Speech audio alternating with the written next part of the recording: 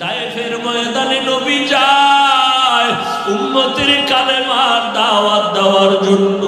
কাফের বেঈমানেরা কয় মুহাম্মদ আব্দুল্লাহর ছেলে পাগল, মক্কা থেকে আসছে, পাথর মেরে তাড়াইয়া দাও। কাফের বেঈমানেরা যখন এই কথা বলল, ওই কাফেরের ছোট ছোট বাচ্চাগুলো হাতের মধ্যে পাথর নিয়ে আমার নবীর শরীরের মধ্যে মারে। বৃষ্টির মতো নবীর শরীরের মধ্যে পাথরগুলো পড়ে। যেই নবীর শরীরে মশা মাছি পড়া হারাম, এই নবীর শরীরে পাথরগুলো বৃষ্টির মতো পড়ে রক্ত বের হওয়া শুরু হয়ে গেল। মায়ার নবীর রক্ত মোবারকে জুতা আটকাইয়া গেল। আমার নবী কাঁদে। আমার আল্লাহ কয় জিবরাইল যাও, আমার নবীর কান্না বরদাস্ত করা যায় না। তায়েফের ময়দানের মানুষগুলো সব ধ্বংস করে দাও। মায়ার নবীর কাছে জিবরাইল এসে বলে, ইয়া রাসূলুল্লাহ, বেঈমান কাফেরের বাচ্চারা পাথর মারে, আপনার শরীরে রক্ত পড়তেছে। যেই শরীরে মশা মাছি পড়ে না, ওই শরীরে পাথরের আঘাতে রক্ত পড়ে, বলে উল্টাইয়া সব ধ্বংস করে দিই। মায়ার নবী কান্না করে বলে, না না, এদের মারবা না, এরা আমাকে চিনে না। আমি কেমন মদিনার মক্কার একজন এতিম সন্তান। তায়েফের মানুষ জানে না আমি বড় এতিম, আমি বাবার চেহারা দেখতে পারি নাই। 6 বছরে মা হারা বড় অসহায় হয়ে গেছে।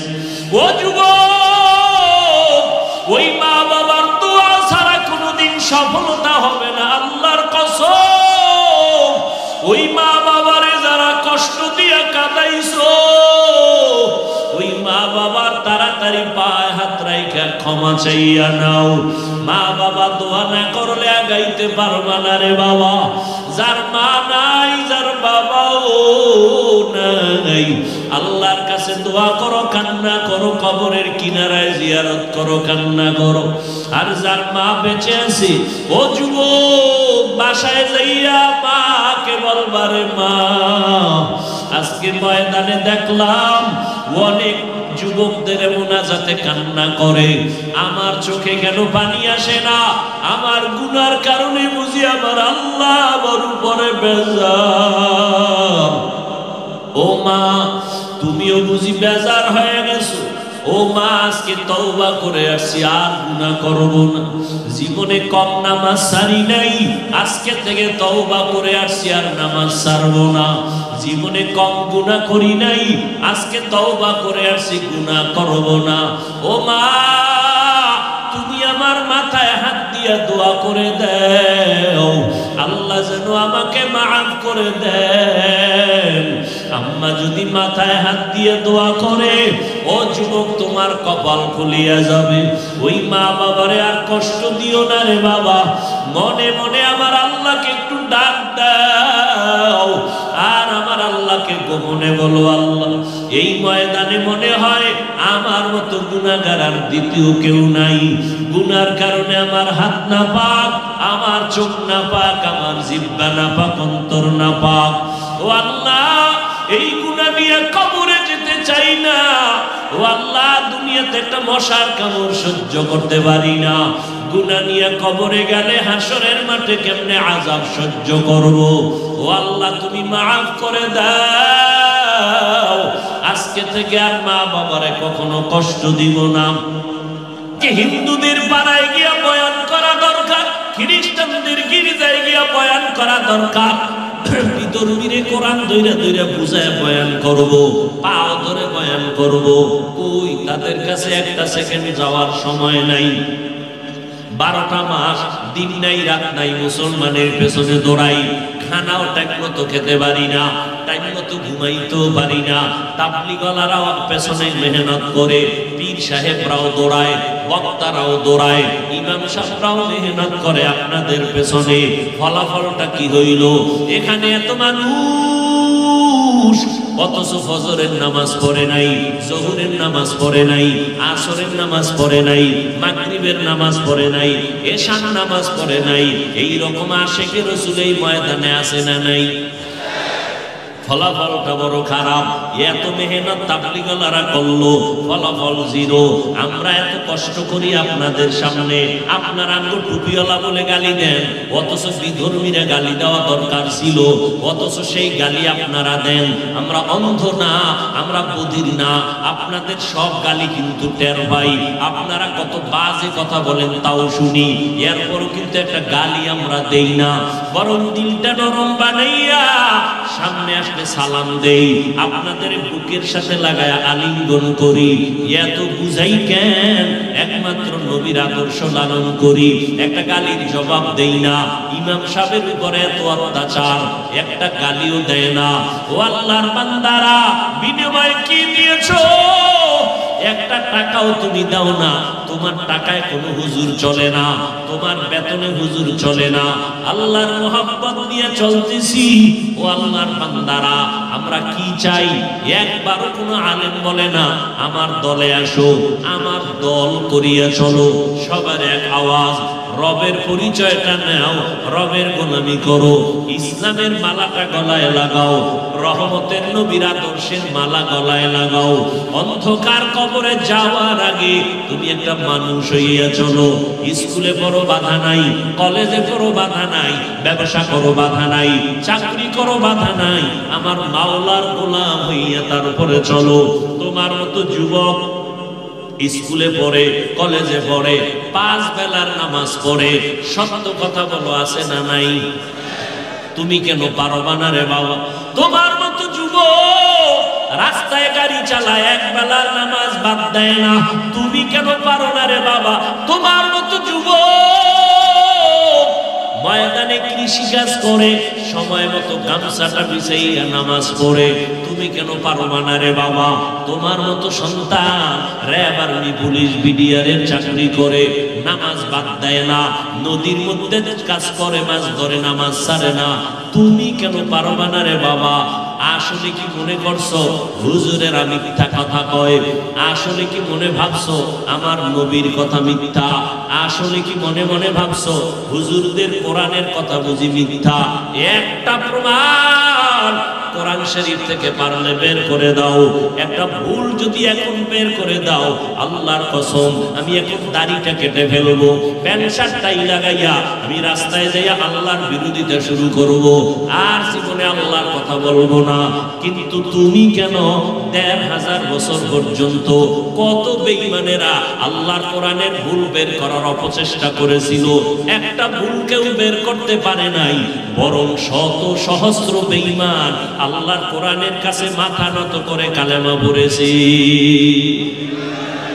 যুবক বাবারা জিহ্বাটা নাড়ায় বলো, আল্লাহ কুত্তা শুয়ারের ভালো মন্দ যাচাই করার আকল দেন নাই, আল্লাহ মানুষকে দান করেছেন। একটু চিন্তা করো রে বাবা, তোমার অন্তর থেকে জবাব দাও, আল্লাহর কোরআন সত্য নাকি মিথ্যা? কত পার্সেন্ট সত্য? এরে যুবক, ওই কোরআনের ভিতরে আল্লাহর বয়ান কোনটা মিথ্যা না? বলো, ওই আল্লাহর কোরআনে জান্নাতের বয়ান আসেনি? ওই কোরআনে জাহান্নামের বয়ান আসেনি?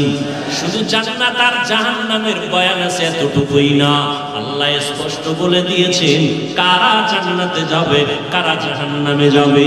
আল্লাহ তাও বলেছেন, ইন্নাল আবরারা লাফি নাঈম ওয়া ইন্নাল ফুজ্জারা লাফি জাহিম। নেক আমল যারা করবে তারা জান্নাতের পথিক, যারা গুনাহ করবে তারা জাহান্নামের পথিক। জান্নাতটা কেমন আরামের ঘর আল্লাহ তাও কোরআনে বয়ান করেছেন। গুনাহগারের জন্য জাহান্নাম বানাইছেন কেমন ভয়ঙ্কর, আল্লাহ তাও কোরআনের মধ্যে বয়ান করেছেন। আল্লাহ কয়, বান্দা একটা সেকেন্ডের আযাব সহ্য করতে পারবা না। বৈজ্ঞানিকরা বলছে জমিন থেকে 9,30,00,000 মাইল উপরে সূর্য। এই জমিনটা যত বড়, এর থেকে 13 লক্ষ গুণ বড় হলো সূর্য।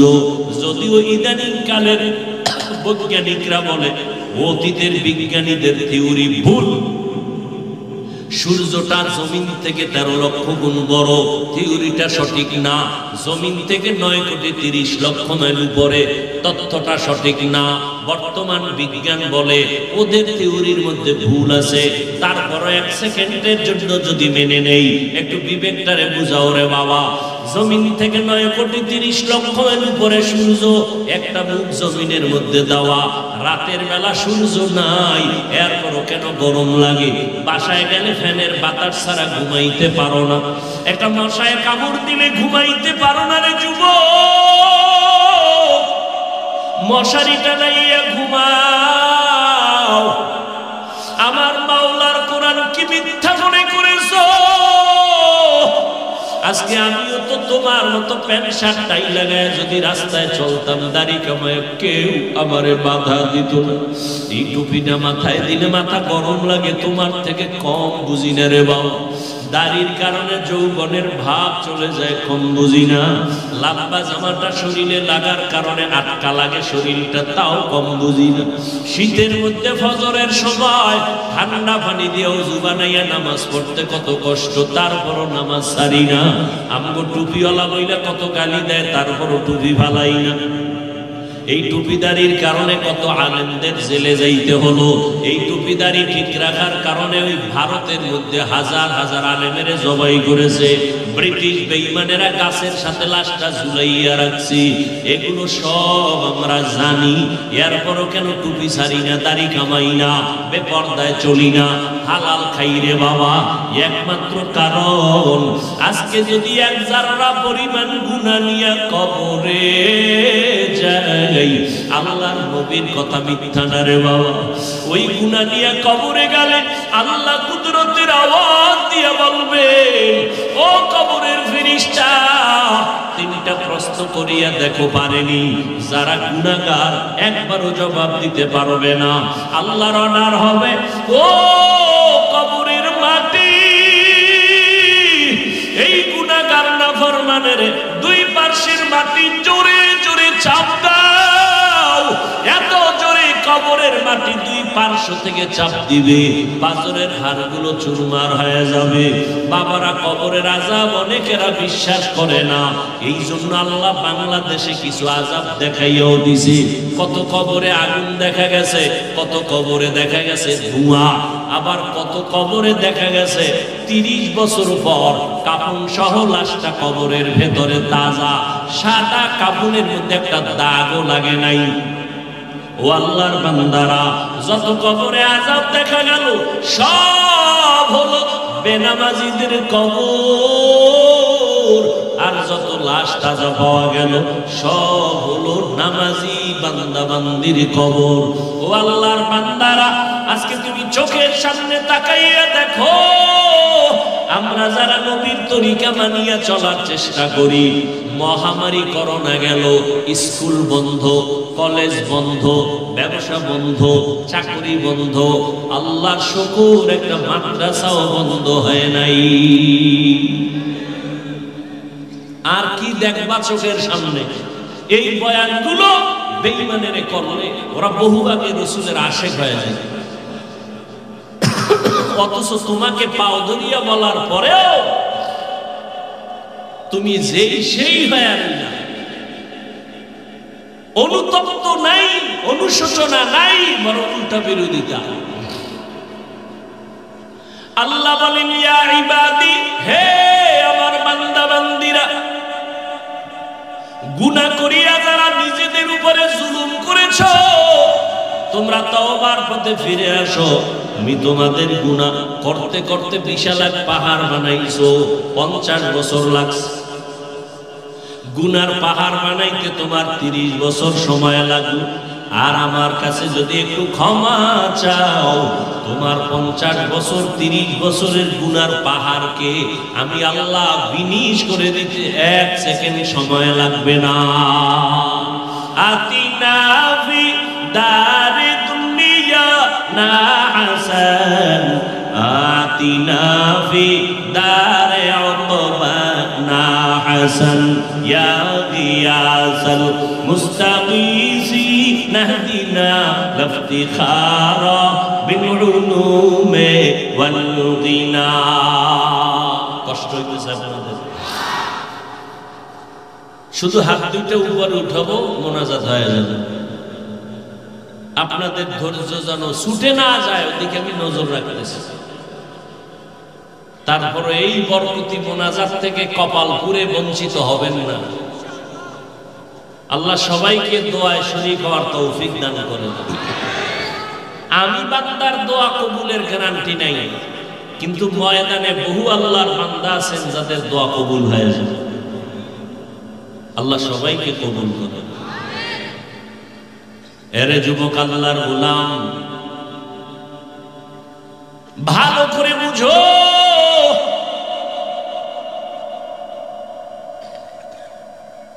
তোমার মতো কত যুবক আজকে তাকায় দেখো বৃদ্ধ বাবাজি আপনার মতো কত বুড়া মানুষ হাতে লাঠি নিয়া মসজিদে যায় 5 বেলার নামাজ পড়ে ছাড়ে না আরে আম্মা জানেরা পর্দার আড়ালে বোনেরা আপনাদের মতো কত মা বোন এখনো আছে নামাজ ছাড়ে না স্বামীর মাল নষ্ট করে না সন্তানগুলোকে আদর্শওয়ালা বানানোর চেষ্টা করে আম্মা জানেরা আপনারা কেন পারবেন না কয়দিন দুনিয়াতে থাকবেন ও যুবক বাবারা বৃদ্ধ বাবাজিরা আমার নবীর রেখে যাওয়া সুন্নতের আদর্শের থেকে দামি কোন আদর্শ আর কারো কাছে আসেনি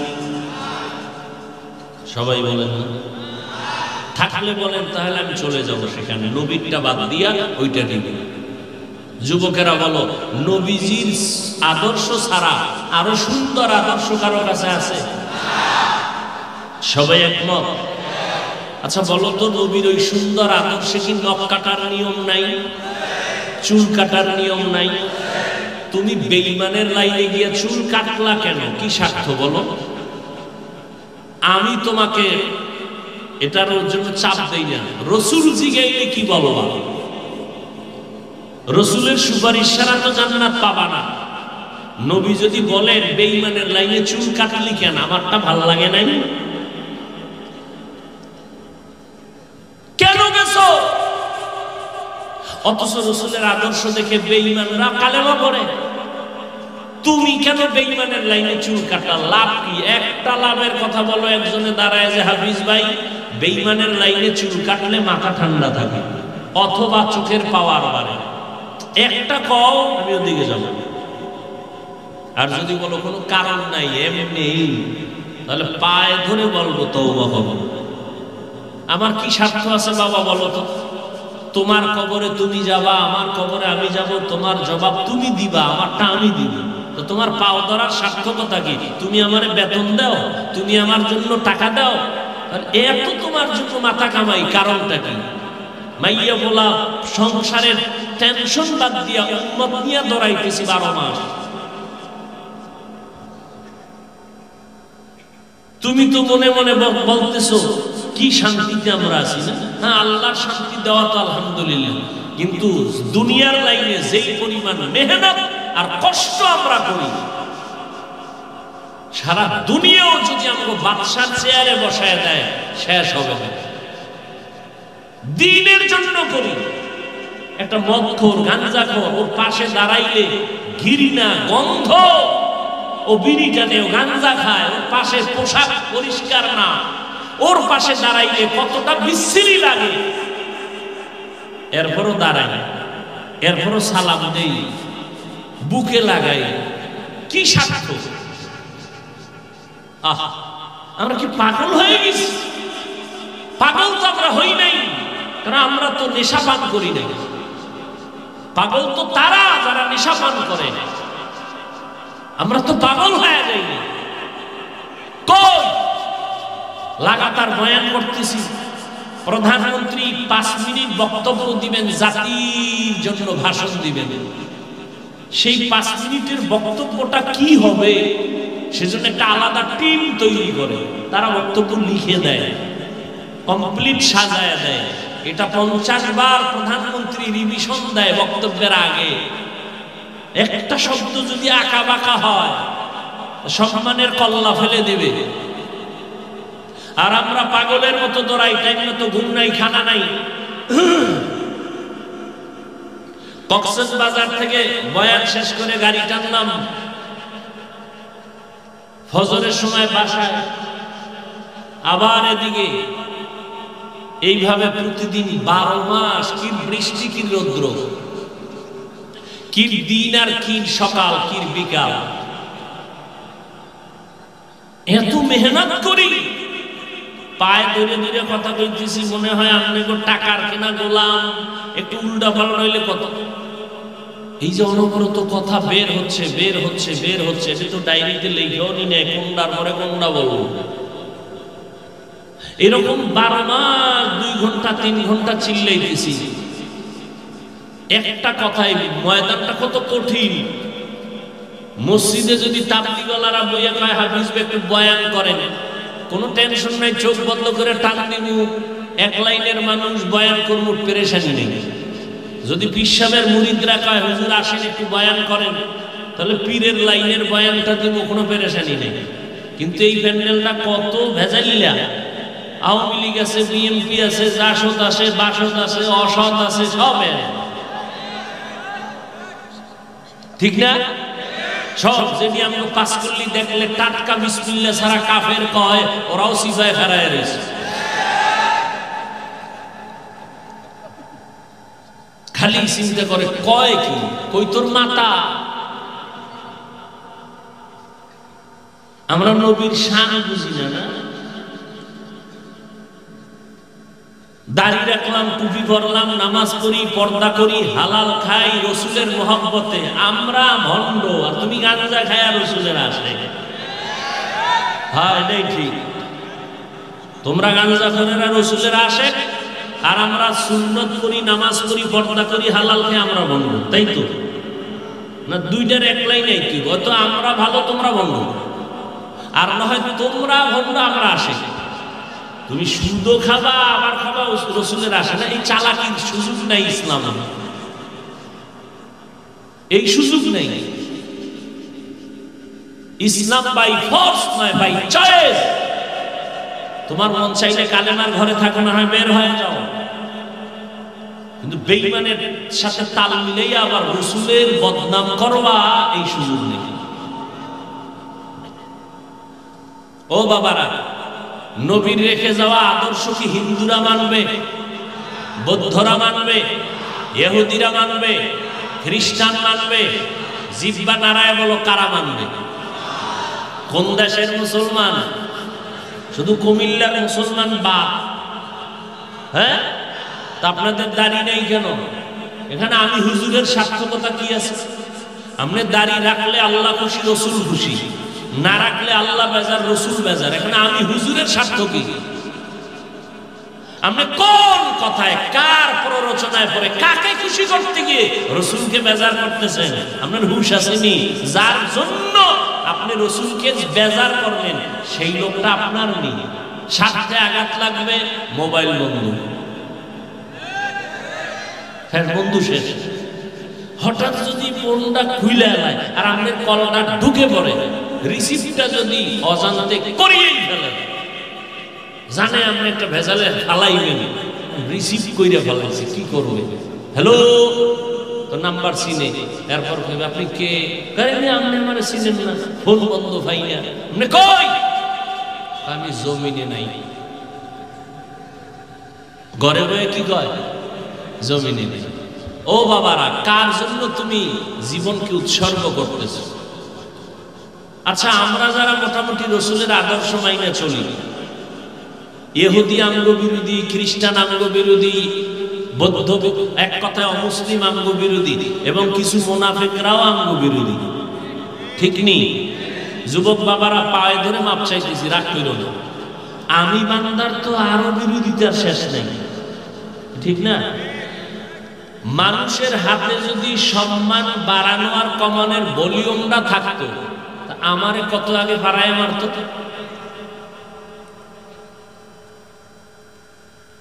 কিন্তু আল্লাহর রহমতে রসুলের আদর্শ মতো চলার কারণে কি সম্মান কমছে না বাড়তেছে? আর কেমনে বুঝাইলে, কিভাবে নগদ দেখাইলে তুমি আমার রসুলকে মানবা বলো তো বাবা? ও মনে মনে কইছো যে বিয়ে শাদী একটু ক্লিয়ার করি, তারপরে নবীরে ধইরালাম। তোমার কপালে বিয়া আছে কিনা গ্যারান্টি দাও, আছে? আমার তো ধারণা তোমার কপালে বিয়া না থাকারই সম্ভাবনা অনেক, কারণ যেই পরিমাণ অপরাধ করতেছো, আল্লাহ মাফ করুন, কতটা মেয়ের চরিত্রের উপরে হামলা চালাইছো মোবাইল দ্বারা। আহ, কেমনে কইতাম? 3 বাচ্চার মা, কয় বাচ্চা? আমি কিন্তু মোনাজাত দিয়ে এলাম।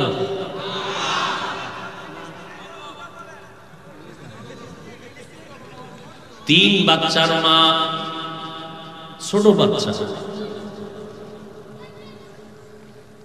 স্বামী বাদ দিয়ে একটা যুবকের সাথে তার মোহাব্বত তৈরি হয়ে গেল। এই ফেসবুক শরীফের গোলামেরা খেয়াল করো, যুবকের সাথে সম্পর্ক গভীর, দুইজনে গোপনে পরামর্শ করলো স্বামীটারে জবাই করে ফেলবো রাতে। তাজা খবর শোনাচ্ছি, স্বামীটারে যদি বিদায় করি তুমি আমি আরামে জীবন কাটাবো, খোদায় যদি না রাখে কেমনে কাটাবি রে বেঈমান।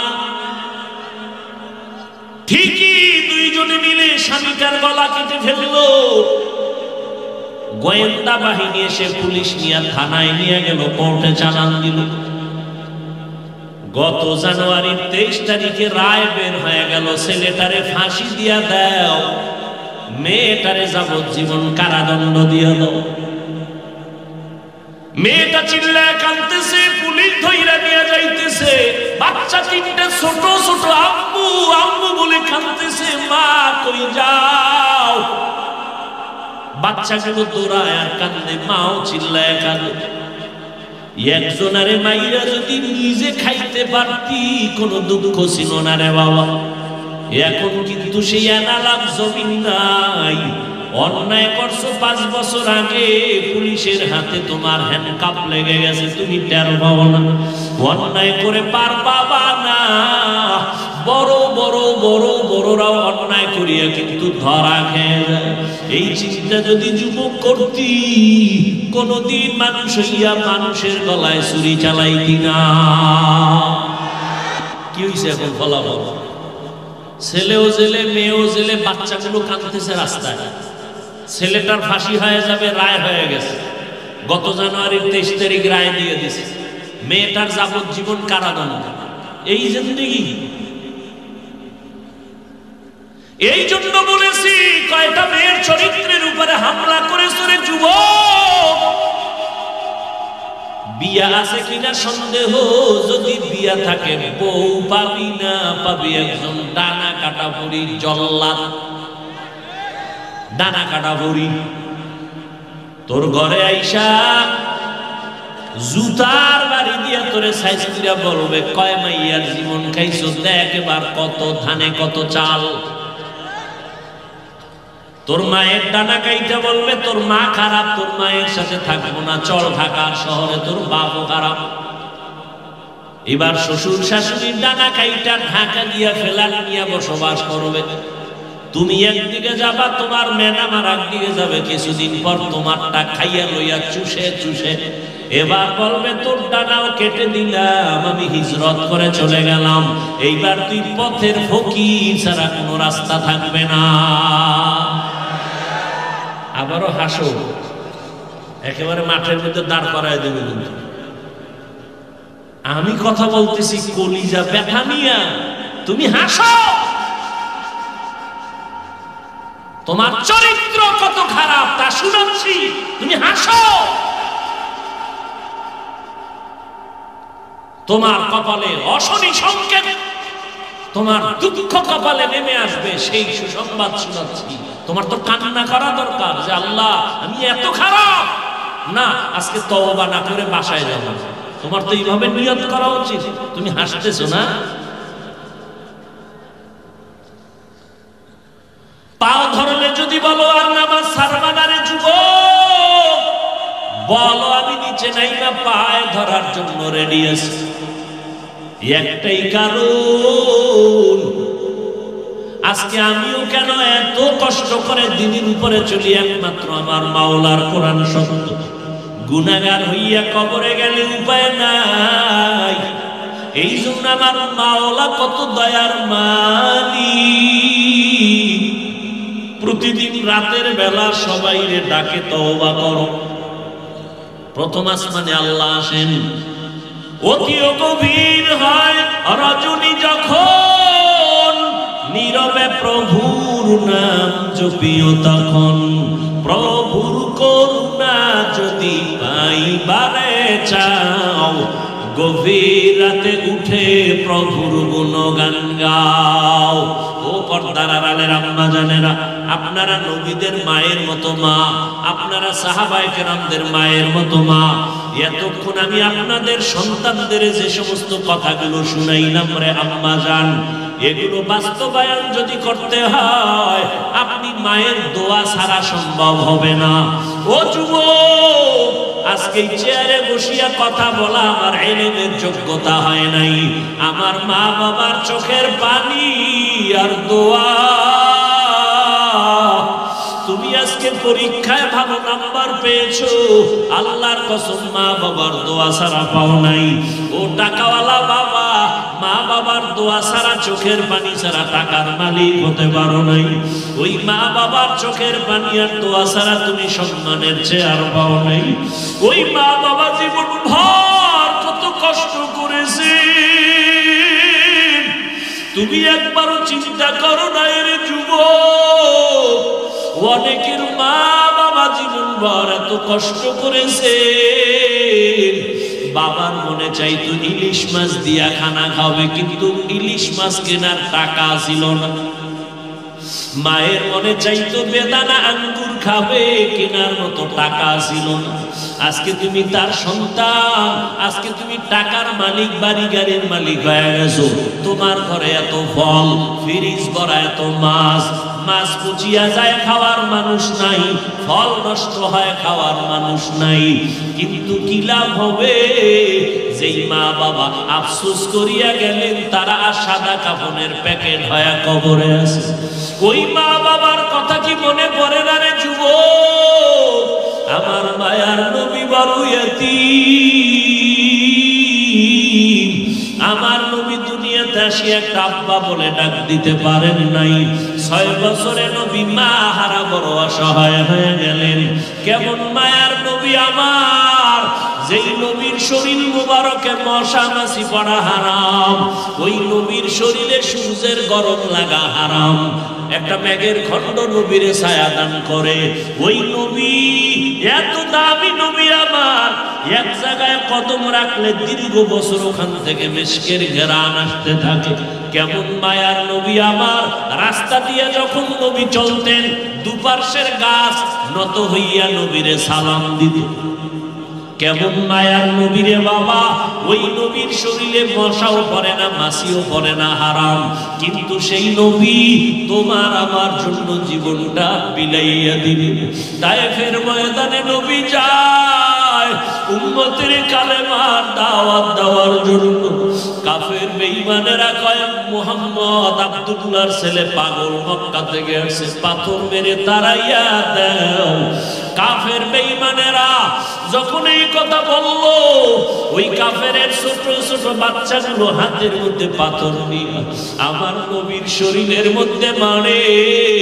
বৃষ্টির মতো নবীর শরীরের মধ্যে পাথরগুলো পড়ে। যেই নবীর শরীরে মশা মাছি পড়া হারাম, এই নবীর শরীরে পাথরগুলো বৃষ্টির মতো পড়ে রক্ত বের হওয়া শুরু হয়ে গেল। মায়ার নবীর রক্ত মুবারকে জুতা আটকাইয়া গেল। আমার নবী কাঁদে। আমার আল্লাহ কয় জিবরাইল যাও, আমার নবীর কান্না বরদাস্ত করা যায় না। তায়েফের ময়দানের মানুষগুলো সব ধ্বংস করে দাও। মায়ার নবীর কাছে জিবরাইল এসে বলে, ইয়া রাসূলুল্লাহ, বেঈমান কাফেরের বাচ্চারা পাথর মারে, আপনার শরীরে রক্ত পড়তেছে। যেই শরীরে মশা মাছি পড়ে না, ওই শরীরে পাথরের আঘাতে রক্ত পড়ে, বলে উল্টাইয়া সব ধ্বংস করে দিই। মায়ার নবী কান্না করে বলে, না না, এদের মারবা না, এরা আমাকে চিনে না। আমি কেমন মদিনার মক্কার একজন এতিম সন্তান, তায়েফের মানুষ জানে না আমি বড় এতিম, আমি বাবার চেহারা দেখতে পারি নাই, 6 বছরে মা হারা বড় অসহায় হয়ে গেছে। ও যুবক, ওই মা বাবার দোয়া ছাড়া কোনোদিন সফলতা হবে না, আল্লাহর কসম। ওই মা বাবারে যারা কষ্ট দিয়া কাঁদাইছো, ওই মা বাবার তাড়াতাড়ি পায়ে হাত রাইখা ক্ষমা চাইয়া নাও। মা বাবা দোয়া না করলে আগাইতে পারবা না রে বাবা। যার মা নাই, যার বাবাও নাই, আল্লাহর কাছে দোয়া করো, কান্না করো, কবরের কিনারায় জিয়ারত করো, কান্না করো। আর যার মা বেঁচে আছে, ও যুবক, বাসায় যাইয়া মাকে বলবারে, মা, আজকে ময়দানে দেখলাম অনেক যুবকদের মোনাজাতে কান্না করে, আমার চোখে কেন পানি আসে না? আমার গুনার কারণে বুঝি আমার আল্লাহ আমার উপরে বেজার। ও মা, তুমিও বুঝি বেজার হয়ে গেছো? ও মা, আজকে তওবা করে আসি, আর গুনাহ করব না। জীবনে কম নামাজ সারি নাই, আজকে থেকে তওবা করে আসি, আর নামাজ ছাড়বো না। জীবনে কম গুনাহ করি নাই, আজকে তওবা করে আসি, গুনাহ করব না। ও মা, তুমি আমার মাথায় হাত দিয়া দোয়া করে দাও, আল্লাহ যেন আমাকে মাফ করে দেন। আম্মা যদি মাথায় হাত দিয়ে দোয়া করে, ও যুবক, তোমার কপাল খুলিয়া যাবে। ওই মা বাবারে আর কষ্ট দিও না রে বাবা। মনে মনে আমার আল্লাহকে একটু ডাক দাও, আর আমার আল্লাহকে গোপনে বলো, আল্লাহ, এই ময়দানে মনে হয় আমার মতো গুনাহগার আর দ্বিতীয় কেউ নাই। গুনার কারণে আমার হাত না পাক, আমার চোখ না পাক, আমার জিহ্বা না পাক, অন্তর না পাক। ও আল্লাহ, এই গুনাহ নিয়ে কবরে যেতে চাই না। ও আল্লাহ, দুনিয়াতে একটা মশার কামড় সহ্য করতে পারি না। গুনাহ নিয়ে কবরে গেলে হাসরের মাঠে কেমনে আযাব সহ্য করব? ও আল্লাহ, তুমি মাফ করে দাও। আজকে থেকে আর মা বাবারে কখনো কষ্ট দিব না, মুরব্বীদের সাথে বেয়াদবি করব না। আজকে থেকে উলামায়ে কেরামের কথা শুনিয়া নবীর তরিকা মানিয়া চলবো, আর কখনো গুনার কাছেও যাব না, বেপরদায় চলবো না, দাড়ি আর কাটবো না, নবীর কলিজায় সুন্নাত জবাই করে আর আঘাত দিব না। হেদায়েতের মালিক আমার আল্লাহ। আবু জাহালকে নবী বয়ান করলেন, 13 বছর কালেমা পড়ে নাই, বরং বিরোধিতা করলো। আর ওদিকে ওমরের মতো বান্দা নবীর গর্দান কাটতে আসিয়া কালেমা পড়ে ফেললো। ঠিক ওই লাইনের 2 দল মানুষ এই প্যান্ডেলে কিয়ামত পর্যন্ত থাকবে। এক দল হাজারো বয়ান শুনবে, এরপর আবু জাহালের মতো তওবা করবে না, বরং মোনাজাতের পরে বাইরে গিয়া বিরোধিতা করবে। আর একদল আল্লাহর বান্দা ওমরের মেজাজওয়ালা গুনাহগার প্যান্ডেলে আসার পরে হঠাৎ গুনার কথা মনে পড়বে, তওবার নিয়ত করে কবরের আযাবের ভয়ে কান্না করে এমন ভাবে তওবা করবে, জীবনে আর কখনো গুনার কাছেও যাবে না। জানি না কার কপাল খুলে যাবে, কার কপাল পুড়ে যাবে জানা নাই। তবে বলবো বাবারা, এখনো যারা তওবা করার নিয়ত করতে পারো নাই, আজকে রাত্রটা তোমার কেমন যাবে তোমার জানা নাই রে বাবা। আজকে তুমি সুস্থ হতে পারে, কালকে ঘুম থেকে ওইটা তুমি অসুস্থ হয়ে যাওয়া, আল্লাহ ভালো জানেন। অতএব আমি বলবো তওবা করে নাও। স্কুলে পড়ো, কলেজে পড়ো, চাকরি করো, ব্যবসা করো, কোনো বাধা নাই, তবে তওবা করে নাও।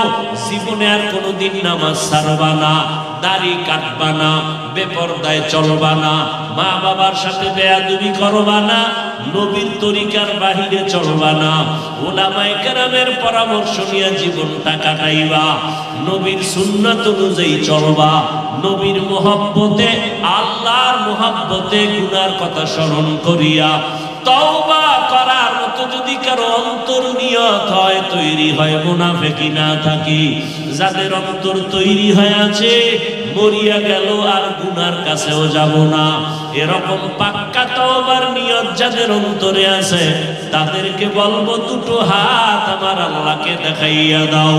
আয় আল্লাহ, হাতগুলো কবুল করে নেন, তওবা কবুল করে নেন, তওবার উপরে মজবুত হইয়া চলার মতো আমাদের তৌফিক দান করেন, আমিন। আলহামদুলিল্লাহি রাব্বিল আলামিন, والصلاة والسلام على سيد الأنبياء والمرسلين وعلى آله وأصحابه أجمعين يا أرحم الراحمين يا أرحم الراحمين يا أرحم الراحمين رب ارحمهما كما ربياني صغيرا اللهم إنك عفو كريم تحب العفو فاعف عنا اللهم إنا نسألك رضاك والجنة ونعوذ بك من سخطك والنار وديار مالك কুদরতের নজর দিয়ে দেখেন উলামায়ে কেরাম হাত তুলেছেন, পর্দার আড়ালের মা বোনেরা হাত তুলেছেন, কত যুবক, কত ছাত্র ভাই, কত ব্যবসায়ী, কত চাকরিজীবী, মুরব্বী, হাজী সাহেবরা হাত তুলেছেন। আয় আল্লাহ, আমরা সবাই জাহান্নামের আসামি, গুনাহগার, তওবার নিয়তে হাত তুলেছি, আর কখনো গুনার কাছেও যাব না রে আল্লাহ। আয় আল্লাহ, গুনাহ নিয়ে কবরে যেতে চাই।